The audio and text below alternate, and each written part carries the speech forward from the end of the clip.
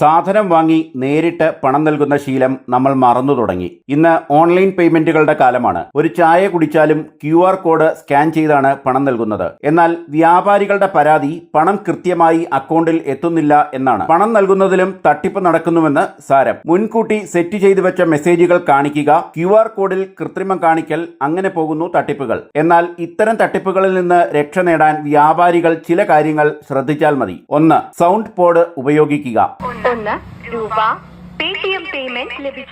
Sound pod എന്ന് പറയുന്നത് ഒരു ഓഡിയോ ഡിവൈസ് ആണ്. ഇത് വ്യാപാരികളെ QR കോഡ് പേയ്മെന്റുകൾ ട്രാക്ക് ചെയ്യാൻ സഹായിക്കും. അതായത് പേയ്മെന്റ് ലഭിച്ചാൽ ഉടൻ ഒരു ഓഡിയോ അലേർട്ട് കടയുടമകൾക്ക് ലഭിക്കും. ഗൂഗിൾ പേ പുതിയ അപ്ഡേറ്റുകളോടെ സൗണ്ട് പോഡ് ലഭ്യമാക്കിയിട്ടുണ്ട്. ഫോൺ പേയും ഈ സേവനം നൽകുന്നുണ്ട്. വിവിധ ഓൺലൈൻ പണമിടപാട് പ്ലാറ്റ്ഫോമുകളുണ്ട്. അതിനാൽ മികച്ചത് തിരഞ്ഞെടുക്കുക. 2. QR കോഡ് സ്കാനർ കടയുടെ വെളിയിൽ വെക്കരുത്. പൊതുവെ QR കോഡ് കടയുടെ പുറത്ത് ഒട്ടിച്ചു വയ്ക്കുന്ന ശീലമുണ്ട്. ഇത് പല തട്ടിപ്പുകൾക്കും വഴിയൊരുക്കും. അതിനാൽ ഇത്തരം സ്റ്റിക്കറുകൾ പണമിടപാട് നടത്തുന്നവരുടെ മേൽനോട്ടത്തിൽ കഴിവതും ക്യാഷ് കൗണ്ടറിൽ തന്നെ ആയിരിക്കണം. ഓൺലൈൻ ഇടപാടുകൾക്ക് പ്രാധാന്യം കൊടുക്കുക.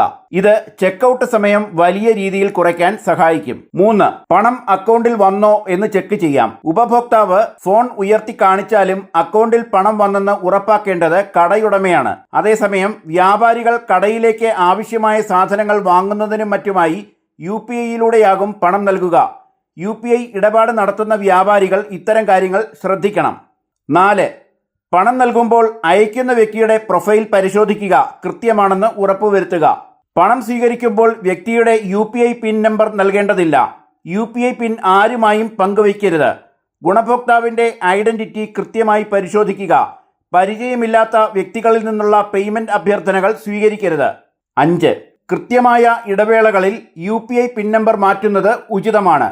ഇത്രയും കാര്യങ്ങൾ ശ്രദ്ധിച്ചാൽ ഓൺലൈൻ പേയ്മെന്റുകളിലെ തട്ടിപ്പുകൾ ഒഴിവാക്കാൻ സാധിക്കും.